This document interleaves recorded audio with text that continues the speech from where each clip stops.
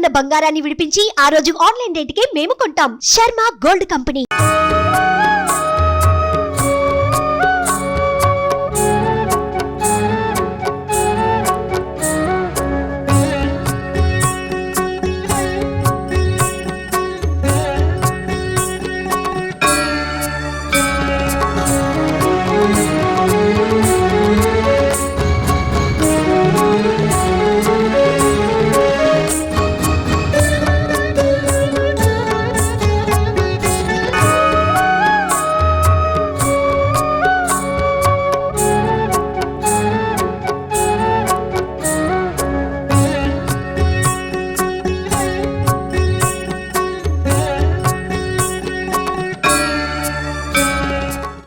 Hi hello welcome to Suman TV.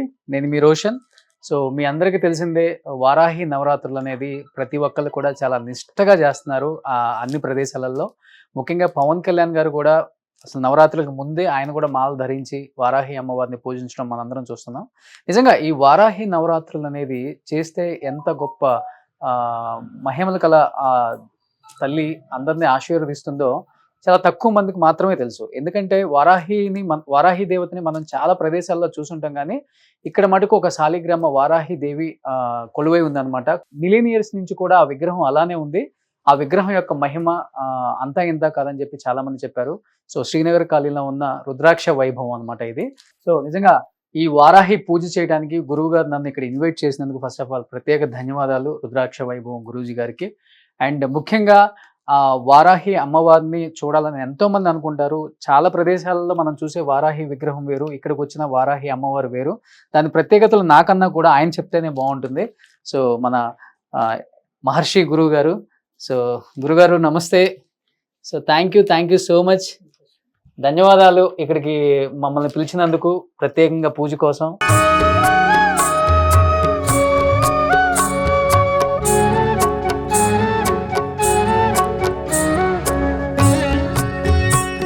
First of all thank you so much Srikrishna Chamundeshwari Maharshi గారు.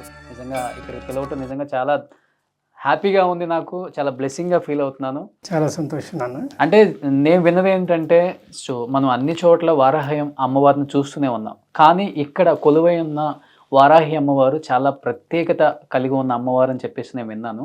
కొన్ని millions నుంచి కూడా ఉందని విన్నాను. ఏంటి గురువు గారు ఫస్ట్ ఆఫ్ ఆల్ ఇది? అంటే ఇది ప్రత్యేకమైనటువంటి ఒక సాలగ్రామం అనమాట. సాలగ్రామంలో కూడా చాలా నందీశ్వర సహిత, యోగేశ్వర సహిత వారాహి అమ్మవారు. వారాహి ముద్రలతో కూడుకుని ఉంటుంది లోపల. ఓకే. అమ్మవారు చాలా విశేషంగా ఉంటుంది. యోగేశ్వరి అంటే లోపల బంగారు లింగం ఉంటుంది అనమాట. చాలా విశేషంగా చూడొచ్చు మనం. ఇది మనం కార్బన్ డేటింగ్ టెస్ట్ చేసినా కూడా కొన్ని మిలియన్ ఇయర్స్ వయస్సు దానికి చెప్తుందన్నమాట ఈ విగ్రహానికి. ఇది చాలా పెద్ద శాలిగ్రామం అనమాట. ఇది అమ్మవారు నాకు స్వప్నంలో కనిపించి నన్ను వారాహిగా ప్రతిష్ఠ చేయమని చెప్పడంతో లాస్ట్ ఇయర్ మనం అమ్మవారి ప్రతిష్ఠ అంటే విడిగా పూజలు ఎన్నో సంవత్సరాలు జరుగుతున్నా ప్రత్యేకంగా మన లాస్ట్ ఇయర్ నుంచి మనం ఈ అనుష్ఠాన పూజలు అనేది ప్రారంభించేయటం జరిగింది ఇక్కడ. ఇంత ప్రత్యేకత కలిగిన విగ్రహం దగ్గర నన్ను పూజకు పిలిచినందుకు నిజంగా థ్యాంక్ యూ సో మచ్. ప్రపంచంలో ఇటువంటి సాలగ్రామ వారాహి అయితే ఇంకా ఎక్కడ లేదు, ప్రపంచంలోనే లేదు. ఇది చాలా అరుదైనది, చాలా అన్నో లక్షణాలు కలిగి ఉంది. ఇక్కడ వైబ్రేషన్ కూడా మీకు అర్థమవుతుంది, లోపలికి వచ్చినప్పుడే పాజిటివ్ వైబ్స్ ఉంటాయి అన్నమాట. చాలా విశేషతను సంతరించుకున్న అమ్మవారు. ఓకే, ఒకసారి కుంకుమార్చన చేయండి. ఓం హ్రైం హ్రైం చాముండాయ విచ్చే ఓం మాతే జగన్మాతే పాహిమాం ద్రాహిమాం రక్షమాం రక్షమాం. ఓం ఐం హ్రైం హ్రైం ఐం గ్లౌం. ఓం నమో భగవతే వార్తాళి వరాహి వరాహముఖి వరాహముఖి. రుంధే రుంధే నమః రుంధే రుంధే నమః జంభే జంభే నమః మౌహే మౌహే నమః స్తంభే స్తంభే నమః. సర్వదుష్టప్రదుష్టానాం సర్వేషాం సర్వవాక్స్థితర్చుర్మపగతి జిహ్వా స్తంభనం కురు కురు శీఘ్రం వశ్యం కురు కురు. ఐం గ్లౌం టహ టహ టహ టహ హుం అస్త్రాయ ఫట్ స్వాహ.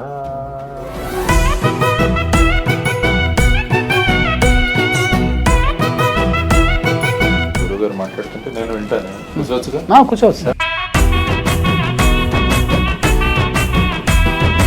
సో గురుగారు ధన్యోష్మి, ఎందుకంటే ఇక్కడికి రావటం అండ్ ముఖ్యంగా మీరు చెప్పినట్లుగా ఎక్కడ చూడని ఒక అవతారం ఇది. సో కొన్ని తరాల నాటి విగ్రహం అని చెప్పారు. ముఖ్యంగా అసలు వారాహి అమ్మవారు అంటే ఎవరు? లక్ష్మీదేవి వంశమా లేకపోతే పార్వతీదేవి వంశమా? అమ్మవారు ఎవరనే చెప్పాలంటే ముందు విష్ణుమూర్తి నీటిలో ఉన్నటువంటి అవతారంగా మనం చూసినట్లయితే వరాహస్వామిగా వెళ్ళి భూమిని రక్షించడం, వేదాలు రక్షించడం అనేది జరిగినప్పుడు ఆ వరాహ అవతారాన్ని చూసి అమ్మవారు మైమర్చిపోతుంది లక్ష్మీదేవి. అయితే ఆయనకి స్వాలంబన తేవటం కోసం ఆమె వరాహిగా మారి ఆయన దగ్గరికి చేరుతుందన్నమాట. ఈ యొక్క అద్భుతమైనటువంటి సన్నివేశమే వారాహిగా పిలువబడింది. ఆమె భూదేవి. భూదేవే ఆయనకి అర్పించుకునే విధానం వారాహిగా మారటం అన్నమాట. ఈ వారాహి అత్యంత సుందరమైనటువంటి రూపం విష్ణుమూర్తిని స్వాలంబన చేస్తుందన్నమాట. అది భూ వారాహిగా ప్రసిద్ధి చెందింది.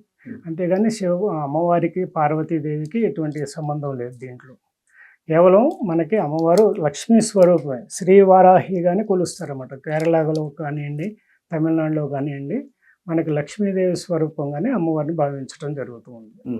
అంటే రకరకాలుగా చెప్తున్నారు, ముఖ్యంగా అమ్మవారి గురించి, అమ్మవారి గొప్పతనం గురించి, అంటే కలిగే ప్రయోజనాల గురించి కూడా చాలా మంది చెప్తున్నారు. సామాన్యులు కూడా, అంటే పూజించే సామాన్యులు కూడా, భక్తులు కూడా. అంటే మీరు దైవాంశ సంభూతంగా భావిస్తుంటారు చాలా మంది మిమ్మల్ని, ఎందుకంటే మీకు వాక్శుద్ధి కూడా చాలా ఎక్కువ. అంటే ముఖ్యంగా కలిగే ప్రయోజనాలు అంటే ఏమని చెప్తారు? ఇప్పుడు వారాహి అమ్మవారు మనకి ఆజ్ఞా చక్రం మీద యాక్టివేట్ చేస్తూ ఉంటుంది అనమాట. అదేవిధంగా మనలో ఉన్నటువంటి షట్చక్రాలను కూడా యాక్టివేట్ చేస్తూ ఉంటుంది. దాంట్లో ముఖ్యంగా ఆజ్ఞా చక్రంలో కొలువై ఉంటుంది అమ్మవారు. తర్వాత పంచమి అమ్మవారు, అంటే మనలో ఉన్న పంచభూతాలను యాక్టివేట్ చేసే శక్తి కూడా ఆమె దగ్గరే ఉంటుంది. అలాగే శని ఎఫెక్ట్ని కూడా క్లియర్ చేసే శక్తి ఆమె దగ్గర ఉంటుంది. అలాగే రాహు యొక్క ప్రభావాన్ని కూడా తొలగించగల శక్తి అమ్మవారి దగ్గర ఉంటుంది. అలాగే భూ సంబంధమైనటువంటి వ్యవహారాలు కానివ్వండి, లేకపోతే మనలో ఉన్నటువంటి అంతర్గత రోగాలను తొలగించడంలో కానివ్వండి, అలాగే శత్రువులు, మనల్ని శత్రువులు పీడిస్తూ ఉంటారు, మానసికంగా అవ్వచ్చు, శారీరకంగా అవ్వచ్చు, లేకపోతే ఆర్థికంగా కూడా అవ్వచ్చు. ఎవరైనా సరే ఆ శత్రు నిర్మూలన అనేది వారాహి పూజ చేస్తే తథ్యం. ఇంకా దాంట్లో తిరిగేలేదు. కాబట్టి వారాహి అమ్మవారిని పూజించడం వల్ల కలిగే ప్రయోజనాలు మన కొత్త లైఫ్ స్టైల్ని మనం క్రియేట్ చేసుకోవచ్చు అన్నమాట. అలా అని చెప్పి ఈ గుప్త నవరాత్రుల్ని పాడు చేసేసారు దాదాపు ప్రపంచంలో. ఈ మీడియా పరంగా కానివ్వండి, బాగా ఒకళ్ళని చూసి ఒకళ్ళు కానివ్వండి, గుప్త నవరాత్రులకు అర్థం లేకుండా జరిగిపోయింది. మంత్రాన్ని మనం బయటికి ఉచ్చరించడం కానివ్వండి, మంత్రం పబ్లిక్ చేసేయటం కానివ్వండి, అనుష్ఠానాలు పబ్లిక్ చేసేయటం ఒకరికొకరు చెప్పుకుంటూ ఉంటారు కదా. ఎందుకంటే పూజ ఇష్టపడని వ్యక్తి అనమాట అమ్మవారు. పూజ చేసేటప్పుడు అంటే బార్బాటంగా చేసే పూజ కాదనమాట. చాలా గుప్తంగా చేయాల్సిన పూజ అనమాట. రాత్రి పూజ దేవి, రాత్రి సంచారిణి దేవి. మనం చూస్తుంటాం అర్ధరాత్రులు మనం ట్రావెల్ వెళ్తుంటే 12 దాటితే అన్ని పండులన్నీ కూడా మనకు రోడ్ల మీద కనబడుతూ ఉంటాయి. ఇక అంటే అమ్మవారు చాలా గుప్తంగా ఉండాలి, గోప్యత అనేది ప్రదర్శించే అమ్మవారు అనమాట. కాబట్టి అమ్మవారిని బాహాటంగా పూజ చేసుకునే విధానం లేకుండా ఉండటం అనేది శ్రేయస్కరం. ఓకే, అంటే మీరు అన్నట్లుగానే ఎక్కువ మంది నైటే పూజ చేస్తున్నారు, బట్ ఎలా చేయాలి ఏంటో కూడా కొన్ని నియమాలు కూడా తెలియట్లేదు. అంటే ఇంట్లో పెట్టుకొని ముఖ్యంగా చాలా మంది పూజలు చేస్తున్నారు కాబట్టి ఎలాంటి నియమాలు అంటే 9వ రోజు చాలా ముఖ్యం. రేపు 9వ రోజు ఎలాంటిది పాటిస్తే ముఖ్యం ఇవాళ రేపు? అసలుకి రేపు అమ్మవారికి కంద దీపం అనేది ఇవ్వటం, అలాగే దోసకాయలను నైవేద్యంగా పెట్టడం, వాటిని ఎక్కడన్నా వాటికి మన పబ్లిక్గా పందులైదు ఉంటాయి కాబట్టి అటువంటి వాటికి చేరే అవకాశం ఉన్నా కూడా చేర్చడం అనేది కూడా మంచిది అనమాట. అయితే కంద దీపం అనేది పెట్టడం అనేది ఇప్పుడు మీరు చూస్తారు. ఓకే, కంద దీపం, కంద హారతి ఇవ్వటం, అమ్మవారికి కంద హారతి, కంద దీపం ఇవ్వటం అనేది చాలా చిలకడ దుంపలు అంటే చాలా ఇష్టం అనమాట అమ్మవారికి. ఇలా కొన్ని ఇంపార్టెంట్ అయిన ఐటమ్స్తో అమ్మవారికి నైవేద్యం పెట్టడం, వాటిని మళ్ళీ వాటికి అందజేయటం అనేది చేస్తే చాలా మంచి సంతృష్టిని పొందుతుంది అమ్మవారు. తన వల్ల కామ్యాలు నెరవేరుతాయి అనేది చాలా మంది ప్రతీతి. ఓకే, అంటే మంత్రజపం అనేది చాలా ప్రాముఖ్యత ఉన్నది అమ్మవారికి అని చెప్తున్నారు కాబట్టి మీరు అన్నారు కొంతమంది మంత్రం చదివేది కూడా ఎలా కూడా తెలియదు. కొంతమంది పైకి చదువుతారు, కొంతమంది లోపల చదువుకుంటారు. అంటే ఎలా దాన్ని జపిస్తే? ఇది చాలా ఒక అద్భుతమైన సంఘటన ఏంటంటే, నేను చిన్నప్పుడు ఈ పందులన్నీ కూడా వెళుతూ ఉంటే అన్ఈవెన్గా వెళుతూ ఉంటాయి. ఆ పందులు కాచే ఆయన టహ్ టహ్ టహ్ అంటాడు.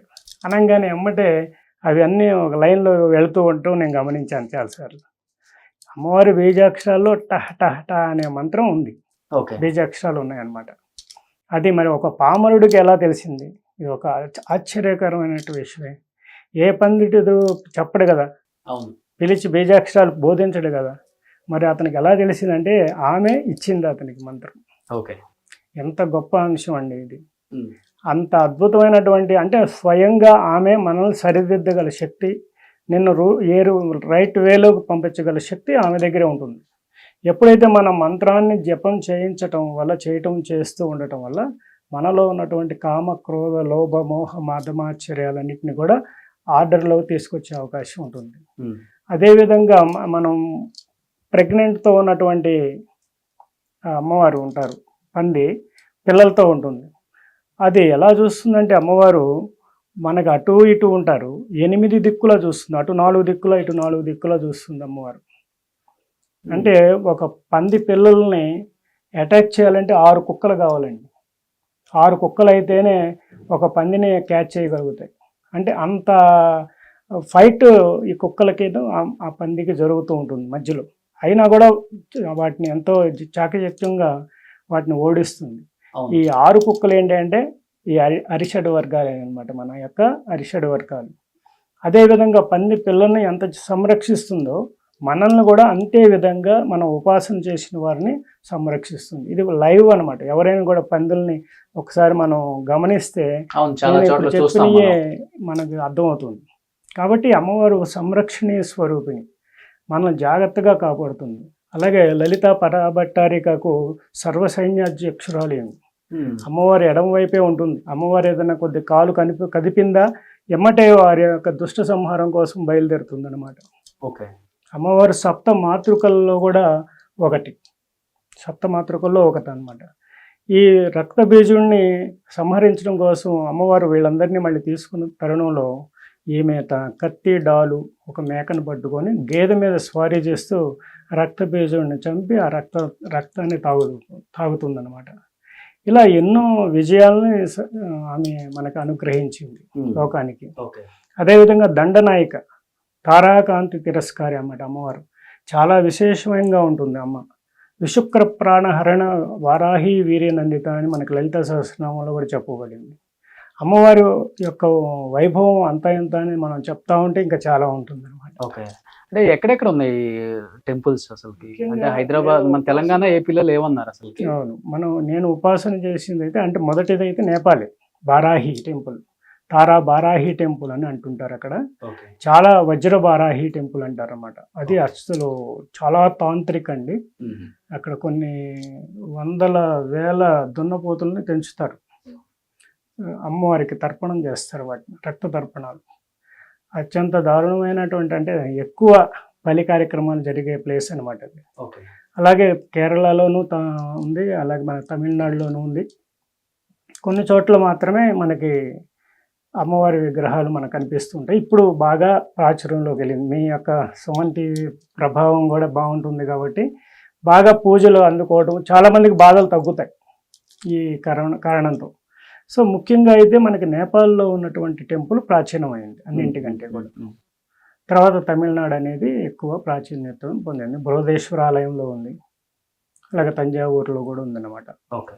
సో జేడి గారు, మీరు అమ్మవారి గురించి విన్నదంటే ఏమన్నా? అదే ఇప్పుడు గురువు గారు చెప్పినట్టు ముఖ్యంగా ఈ నవరాత్రులు అన్నవి చాలా ముఖ్యమైన విశేషం. ఇంతకుముందు ప్రాచుర్యంలో లేవు, అవి గుప్తంగా జరిగేవి అన్నది మనందరికీ తెలిసిన విషయం. శ్లోకాలు కూడా ఉన్నాయి, వారాహి శ్లోకాలు. ఈ నవరాత్రుల్లోనూ వాటిలను మనం జరుపుకుంటూ వాటిని మననం చేసుకుంటూ నేను కూడా చేస్తూ ఉంటాను. సో ఆ విధంగా ఉంది. మీరు అన్నట్టు వారు అన్నట్టు ప్రాచుర్యంలోకి వచ్చింది. తర్వాత ముఖ్యంగా పవన్ కళ్యాణ్ గారు కూడా వారి ప్రచారానికి వారాహి అని పేరు పెట్టడం వల్ల మొత్తం రాష్ట్రంలోనే, ఉభయ రాష్ట్రాల్లో కూడా ఈ విషయం ప్రాచుర్యంలోకి రావడం, తర్వాత వారు కూడా ఈ విధంగా దీక్షలు చేస్తుంటారు. సో ఆ విధంగా మీరు చెప్పినట్టు ప్రజలందరికీ ఇప్పుడు ఈ విషయాలు తెలిసాయి. దానివల్ల కొత్తగా ఉత్సాహము, తర్వాత తెలుసుకోవాలన్న ఆరాటం కూడా ప్రజల్లో పెరిగింది. ఎప్పుడైనా కూడా ఫైనల్గా ఆధ్యాత్మిక దిశగా మనం ప్రజల్ని తీసుకువెళ్ళాలి. అది చాలా ముఖ్యమైన విషయం. అవును. ఎందుకంటే ఆధ్యాత్మికంగా మనిషి నియంత్రణలో ఉంటే స్వభావం కూడా నియంత్రణలోకి వస్తుంది. అంటే తన కాన్సన్ట్రేషను, ఏకాగ్రత కూడా పెరుగుతుంది. తప్పు చేయకూడదు అన్న ఒక భావన కూడా వస్తుంది. ఎందుకంటే భారతదేశానికి ఆయువు పట్టు ఆధ్యాత్మికత. దాని నుంచి మనం ఎప్పుడైతే దూరం అవుతామో, ఇప్పుడు ప్రస్తుతం సమాజంలో జరుగుతున్న నేరాలు, ఘోరాలు అన్నవి ప్రధానంగా మనకు ఆయువు పట్టు అయిన ఆధ్యాత్మికత నుంచి బయటికి వెళ్ళడం. కాబట్టి సమాజాన్ని మళ్ళీ ఆధ్యాత్మిక దిశగా తీసుకువెళ్ళడం అన్నది చాలా ముఖ్యం. అందుకనే గురువుగారు చెప్పినట్టు ప్రజలను, ముఖ్యంగా ఇళ్లలోనూ, తర్వాత సామూహికంగానూ ఈ విధంగా పూజలు చేయడం వల్ల ప్రజల యొక్క స్వభావము, వాళ్ళ ప్రవర్తన, వాళ్ళ ఏకాగ్రత ఇవన్నీ పెరిగి మనల్నంటూ ఎవరో చూస్తున్నారు, మన ప్రవర్తనను గమనిస్తున్నారన్న విషయం కనుక మనలో అవుతే మన ప్రవర్తన సక్రమంగా ఉంటుంది. ఎందుకంటే చాలా చోట్ల ఒక చిన్న ప్రయోగం జరిగింది. మనుషుల ప్రవర్తన ఎలా ఉంటుందంటే, ఒక చోట డబ్బులతో నిండిన ఒక సంచిని రోడ్డు మీద పెడతారు. అది పెట్టగానే 2 సెకండ్లో మాయమైపోద్ది. ఆ తర్వాత ఇంకొక సంచిని పెట్టి సీసీటీవీ కెమెరాలు పెడతారు. అది 2 సెకండ్లో మాయమవుతుంది. ఆ తర్వాత ఒక సంచిని పెట్టి సీసీటీవీ కెమెరాలు పెట్టి ఈ ప్రాంతం సీసీటీవీ సర్వేలెన్స్లో ఉందని రాస్తారు. ఆ సంచి అలాగే ఉండిపోతుంది. అంటే ఒక వ్యక్తులు మనల్ని ఎవరైనా గమనిస్తున్నారంటే మనుషుల యొక్క ప్రవర్తన మారుతుంది. అదే ఈ విధంగా మనల్ని ఎవరో గమనిస్తున్నారన్న భావం మనలో ఉన్నప్పుడు ఏమవుతుందంటే మన స్వభావం మారుతుంది. అదే ఆధ్యాత్మికత. ఆ దిశగా వెళ్ళడం, మనల్లో మనం పరిశోధించుకోవడమే ఆధ్యాత్మికత. మన గురించి మనం లోతుగా తెలుసుకోవడమే ఆధ్యాత్మికత. కాబట్టి ఆ విధంగా ఈ విధమైన విషయాలు ముందుకు అసలు ఈ అంశంలో మిమ్మల్ని ఎంతవరకు ఎవరు చూసుంటారు జేడి గారు?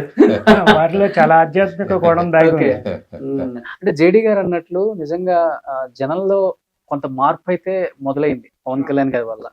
ఆయన ప్రచార రథాన్ని కూడా వారాహి షేప్ లోనే చేయించడం కానీ, పేరు పెట్టడం కానీ, తర్వాత ఆయన వారాహి అమ్మవారిని పూజించే విధానం చూసి చాలా మందిలో మార్పు వచ్చింది. ముఖ్యంగా ఆయన ఫ్యాన్స్ కావచ్చు, లేకపోతే మనలాంటి వాళ్ళని చాలా మంది, మేము కూడా.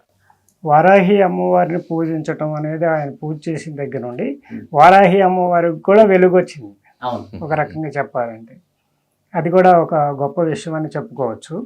అలాగే వారాహి పవన్ కళ్యాణ్ గారి భక్తులు అందరూ, అంటే శిష్యులందరూ కానివ్వండి, వారి అభిమానులు కానివ్వండి, ఈ వారాహి పూజ చేయడం వాళ్ళు కూడా ప్రారంభించుంటారు చాలామంది. వారందరూ కూడా చాలా మార్పులు వస్తాయి, ఇంకా మంచి మంచి ఫలితాలు పొందుతారు అన్నమాట. ముఖ్యంగా అమ్మవారి పూజలో ఏం చేయకూడదు, అంటే ఎటువంటి నిషేధం ఉంటాయి? దీంట్లో ఏంటంటే శాక్తేయ విధానాలు ఉన్నాయి, అంటే తాంత్రిక విధానాలు ఉన్నాయి. ఇది అమ్మవారు మనలో నెగిటివ్ ఎనర్జీని తీసేస్తుంది అన్నమాట. ఎంత వరకు నెగిటివ్ ఎనర్జీని తీసేస్తుంది అంటే అల్టిమేట్ ఇంకా మనలో ఉన్నటువంటి నెగిటివ్ మొత్తం తీసేస్తుంది. అయితే మన బాడీలో నెగిటివ్ పాజిటివ్ 2 ఉంటేనే కదా సమతుల్యత జరిగితేనే. కాబట్టి ఎక్స్ట్రా ఉన్నటువంటి డిజార్డర్స్ ఏవైతే ఉన్నాయో నెగిటివ్ ఎనర్జీని దాన్ని పూర్తిగా తొలగిస్తుంది అన్నమాట. ఈ క్రమంలో ఏంటంటే శాక్తేయ విధానం, తాంత్రిక విధానాల్లో ఈ మందు, ఈ మాంసాలతో నైవేద్యాలు పెట్టి చేస్తుంటారు. అది చేయటం వల్ల ఏమవుతుందంటే అది ఇంకొక రూపంలోకి మారుతుంది అనమాట. ఆ యొక్క నెగిటివ్ ఇంపాక్ట్ ఎఫెక్ట్ పడుతుంది వాళ్ళకి కూడా పడుతుంది. తర్వాత ఆమె వజ్రవారాహిగా ఉన్నప్పుడు, స్వప్న వారాహిగా ఉన్నప్పుడు, ఉపాసన చేసేటప్పుడు చాలా మోస్ట్ డేంజరస్ అనమాట. అంటే ఎక్కడ సంతృప్తి లేకపోయినా ఎమ్మటి వాళ్ళ మీదే దుష్ట ప్రభావం పడుతుంది వాళ్ళ మీద. అంటే అది తట్టుకోలేరు ఆ ఎనర్జీని. సో అందువల్ల ఎంతవరకు కూడా వారాహి ఉపాసన చేస్తారంటే వద్దనే చెప్తాం. మీరు ఎంతవరకు చేయాలో ఎవరికైనా కూడా. ఉపాసకులు అయితే చేయొచ్చు, కానీ మామూలుగా గృహస్థులు ఎవరు కూడా పెద్ద పెద్ద వజ్రవారాహి, స్వప్న వారాహిని చేసి కష్టాలు తెచ్చుకోకూడదు అనమాట. ఎందుకంటే ఆమె సంతృప్తిపరచడం అనేది అంత తేలికైన అంశం కాదు. కాబట్టి అవన్నీ కూడా గుప్తంగా ఉంచడమే మంచిదని నా అభిప్రాయం. అంటే ఎలా చేస్తే మంచిది, అంటే ఎలాంటి నైవేద్యం పెట్టాలి, ఎలా చేసుకుంటే చెప్పటమే గుప్తంగా ఉంచడం మంచిదని నా అభిప్రాయం అంటున్నాను. అంటే మీలాంటి వాళ్ళు చెప్తేనే కదా అది చేస్తే ఆల్రెడీ చేసుకోవాలని అర్థం. అంటే ఇప్పుడు ఏదైతే మనం చెప్తామో, మీరు అన్నట్లుగా చాలా మంది డిజిటల్ మీడియా ప్రభావం, డిజిటల్ మీడియాని వచ్చిన తర్వాత దాంట్లో చూసి రకరకాల అది మనం ఎక్స్పెరిమెంట్స్ అన్ని రకాలుగా ఇప్పుడు ఎట్లా అయిపోయిందంటే మీకు తెలిసిన విషయమే. అవును, అది మనం ఈసారి స్పెషల్గా ఒకసారి చెప్దాం దానికోసం. ఎందుకంటే అది ఇప్పుడు చేయకూడదు. ఇప్పుడు అలా అది చేయటం వల్ల వాళ్ళకి ఎక్కువ నెగిటివ్ ఇంపాక్టే పడుతుంది కాబట్టి అది కొంతమందికి మాత్రమే పర్సనల్గా గుప్తంగా చెప్పవలసిన విధానం అనమాట. ఓకే. కాబట్టి అది మనం త్వరలో మళ్ళీ ఇంకోసారి క్లుప్తంగా నేను చెప్తాను. సరే, అది క్లుప్తంగా చెప్తా అన్నారు కాబట్టి మీరు చెప్పండి గురూజీ. అంటే అమ్మవారి మీద అంటే మీకున్న అనుభవాలు, అంటే మీకు జరిగింది మీ లైఫ్ లో. ఎన్నో యాక్సిడెంట్స్ నుంచి నేను బయటపడడానికి కారణం అయిందండి. ఒకసారి కంచి నుంచి వస్తున్నప్పుడు టైర్ బరస్ట్ అయ్యి దాదాపు 1 కిలోమీటర్ అటు ఇటు పాములాగా తిరిగి రోడ్ ఒక సప్తాన్ని కూడా గుద్దితే సప్తా కూడా పగిలిపోయింది. తర్వాత సప్తాన్ని గుద్దిన తర్వాత కారు 2 చక్రాల మీద అట్లా వెళ్ళి లోయలో పడిపోతున్న తరుణంలో ఒక మైలురాయి లాగా ఉండి ఆ రాయికి కారు గుద్దుకొని ఆగిందనమాట. నాకు వరాహి అమ్మవారే ఆపింది అని నాకు బాగా విశ్వాసం. జేడి గారు, మీరు ఎప్పుడైనా విజిట్ చేశారండి వారాహి అమ్మవారి టెంపుల్? నేను తమిళనాడులో విజిట్ చేశాను. తమిళనాడులో విజిట్ చేశాను నేను. గురుగారు చెప్పినట్టు నేపాల్ ఎప్పుడు నేను అటు వెళ్ళలేదు, కానీ తమిళనాడులో ఉన్నాయి. బృహదేశ్వర ఆలయంలో కూడా ఉన్నది. తమిళనాడు ఆలయాల్లో కూడా వారాహి మూర్తి సర్వసాధారణంగా ఉంటుంది, అక్కడ సాధారణంగా ఉంటుంది. కాబట్టి తమిళనాడులో గుళ్ళకు వెళ్ళి అక్కడ వెళ్ళినప్పుడంతా కూడా చాలా సందర్భాల్లో వారాహి మూర్తి అక్కడ ఉండి దాని పూజలు కూడా జరుగుతుంటాయి. అవును. సో మీరు ఎప్పుడైనా అంటే మీకు కలిగిన అనుభూతులు అంటే అలాంటి అంటే చాలా అరుదు మనకి, ఎందుకంటే మన తెలుగు రాష్ట్రాల్లో ఎక్కడ చూడలేము మనం వారాహి అమ్మవారి టెంపుల్ కానీ లేకపోతే విగ్రహం కానీ ఇలాంటి ప్రత్యేకంగా ఇలాంటివి. అంటే పవన్ కళ్యాణ్ గారు లాంటి ఒక వ్యక్తి ఒక అమ్మవారు వారాహి ఉందని చెప్పిన తర్వాతే ప్రచురణలోకి వచ్చింది చెప్పాలంటే. సో మీకు కలిగిన అనుభూతులు లేకపోతే మీ లైఫ్ లో జరిగిన మిరాకిల్స్ అంటే ఏమని చెప్తారు? ఎందుకంటే నా చిన్నతనం అంతా కూడా శ్రీశైలంలో జరిగింది. నేను చిన్నతనం అంతా కూడా 24 సంవత్సరాలు అక్కడ పెరిగాను నేను. కాబట్టి ఆ ఆధ్యాత్మిక ప్రదేశంలో పెరగడం వల్ల అక్కడ ఉన్న వైబ్రేషన్స్ ఎప్పుడు కూడా స్వయంభూ ఎక్కడైతే ఉంటుందో అక్కడ ఆ ప్రాంతంలో ఉన్న వైబ్రేషన్స్ వేరుగా ఉంటాయి. అంటే స్వయంభూ వైబ్రేషన్స్, ఆ తర్వాత పెద్ద ఋషులు ప్రతిష్ఠించిన మూర్తులు, ఆ తర్వాత రాజులు ఇలాంటివి ప్రదర్శించినవి ఇవి ఈ సీరియల్లో వస్తాయి ఎప్పుడైనా కూడా. కాబట్టి స్వయంభూ ఎక్కడైతే ఉంటుందో, ఫర్ ఎగ్జాంపుల్ మీరు అక్కడ చూసుకుంటే శ్రీశైలంలో మనం అష్టాదశ శక్తిపీఠాల్లో ఉన్నది, జ్యోతిర్లింగాల్లో కూడా ఉంది. కాబట్టి ఆ ప్రాంతం యొక్క ప్రభావం, ఆ ప్రాంతంలో ఉన్న అక్కడికి వెళ్తేనే ఒక వైబ్రేషన్లో ఉంటాం మనం. ఆ తర్వాత ముఖ్యంగా ఋషులు ప్రతిష్ఠించినవి, ఆ తర్వాత రాజులు ప్రతిష్ఠించినవి. సో ఆ విధంగా ఎందుకు మనం స్వయంభూ దగ్గరికి ఎక్కువగా వెళుతుంటామంటే ఆ ప్రాంతాల్లో ఉన్న ప్రభావాలు. అంటే జేడి గారు చెప్పినట్లు స్వయం అనేది ఎక్కడ ఉంది వారాహి అమ్మవారి? నేపాలే. ఇది స్వయంభే కదా. ఓకే, ఇది స్వయంభే. స్వయంభూ అండి, అమ్మవారి స్వయంభూ. అమ్మవారి యొక్క బీజాక్షరాలు మనం చేస్తూ ఉంటే మనలో షట్చక్రాలన్నీ కూడా యాక్టివేట్ అవ్వటం అనేది చాలా ఫాస్ట్గా ఉంటుంది. ఆజ్ఞాచక్రంలోకి మంచి తొందరగా వస్తుంది. అలాగే ఒక ముద్రలో కూర్చొని అమ్మవారికి ధ్యానం చేయడం అనేది కూడా చాలా ఇంపార్టెంట్ ఉంటుంది. అది చేయటం కూడా మంచి ఫలితాలు ఇస్తుంది అన్నమాట. ఉపాసన చేసేటప్పుడు మనం ఈ కాన్సన్ట్రేషన్ అనేది చాలా ఇంపార్టెంట్. శబ్దాలు చేస్తూ గంటలు వాయించేస్తూ చాలా డిస్టర్బెన్స్ చేస్తూ చేసే పూజ కాదనమాట. చాలా సైలెంట్గా గుప్తంగా చేయాల్సిన పూజ అమ్మవారికి. అలా మనం వారాహి నవరాత్రులను పూజ చేసుకోవడం. ఈ నవరాత్రులు చివరి రాత్రి రేపే కాబట్టి చక్కగా కందదీపం నైవేద్యం అనేది ఇవ్వటం అనేది మంచిది. కందలు ఉన్నాయి కదా, కంద చక్కగా స్పూన్తో తీసి దాంట్లో ఆవ నూనె, ఆవు నెయ్యి రెండింటిని కలిపి చక్కగా 5 ఒత్తులు ప్రమిదలు వేసి చక్కగా దీపం వెలిగించి అమ్మవారికి హారతి ఇవ్వచ్చు. ఇప్పుడు నేను హారతి ఇస్తాను కదా, అది కూడా మళ్ళీ అలా కూడా చేయొచ్చు అనమాట. హారతి ఇవ్వటం వల్ల ఆనందాన్ని ఇస్తుంది ఆమెకి. అలాగే దోసకాయలు నైవేద్యం, అలాగే చిలకడ దుంపల నైవేద్యం అనేది పెట్టడం బాగా ఇంపార్టెంట్. పానకం అనేది ఇవన్నీ సహజంగా ఇప్పుడు మనం సోషల్ మీడియాలో అందరూ చెప్తున్నారు కదా, ఆ నైవేద్యాలన్నీ కూడా మనం ఫ్రూట్స్ నైవేద్యాలు అన్నీ కూడా పెట్టుకుంటూ రావాలి. ఓకే. సో అన్నిటికి మించి 9వ రోజు చాలా ఇంపార్టెంట్ రోజు. అంటే మీరు చెప్పినట్లు, ఎందుకంటే మీరంటే కొన్ని నియమాలు తెలియక కూడా కొంతమంది అంటే ఒక వీడియోలో ఒక రకంగా ఉంటుంది, ఒక వీడియోలో ఒక రకంగా ఉంటుంది. కొన్ని నియమాలు తప్పినప్పటికి కూడా 9వ రోజు మటుకు అమ్మవారికి ఎలాంటి పూజతో అమ్మవారికి చక్కగా తలస్నానం చేసి శుచిగా శుభ్రతగా ప్రశాంతత, మనస్సు కూడా శుచిగా ఉండాలన్నమాట. మనస్సు కూడా శుచిగా ఉండి నెమ్మదిగా ఉండాలి. మనస్సు హడావిడి కాకుండా నెమ్మదిగా ఉండి చక్కగా అమ్మవారికి ధూమహారతి ఇవ్వాలి.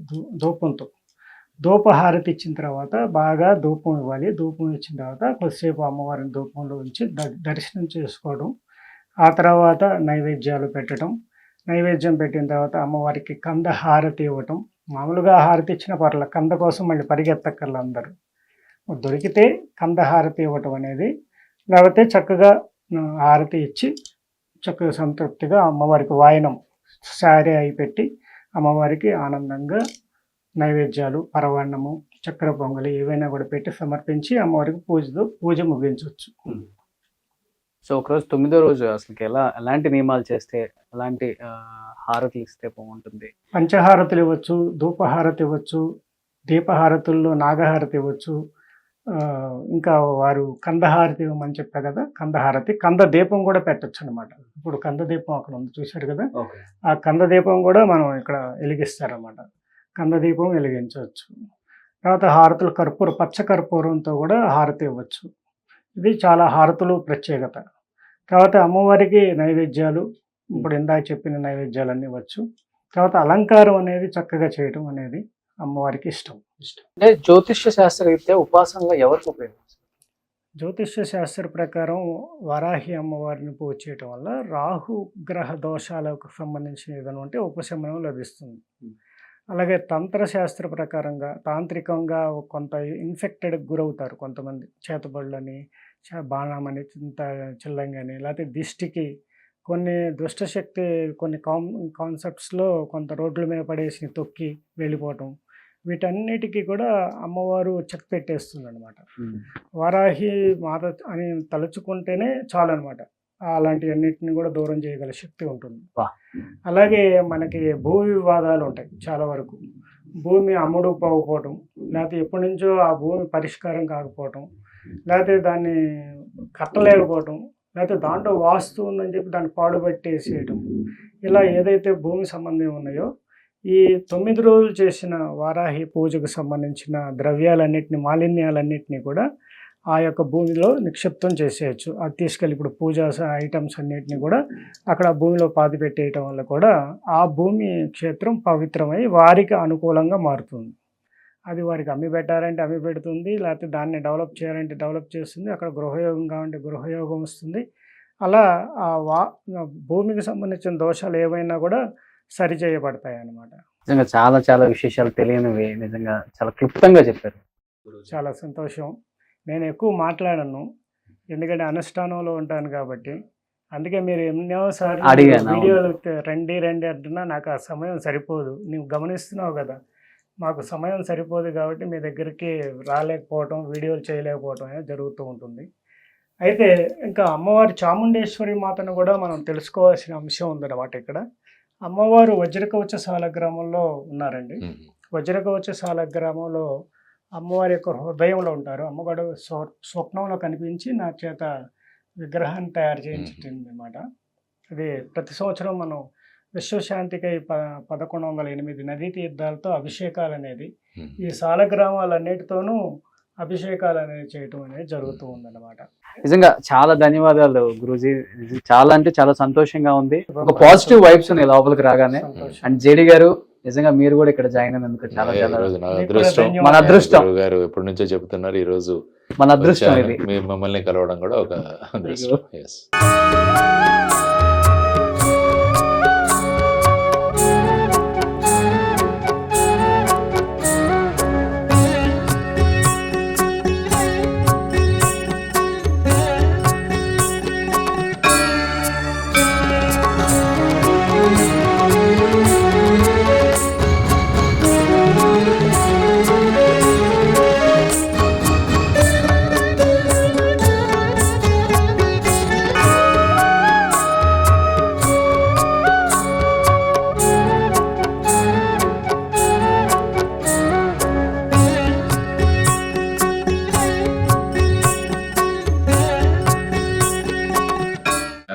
సుమన్ గారు, మేము కూడా వచ్చాం కార్యక్రమంలో.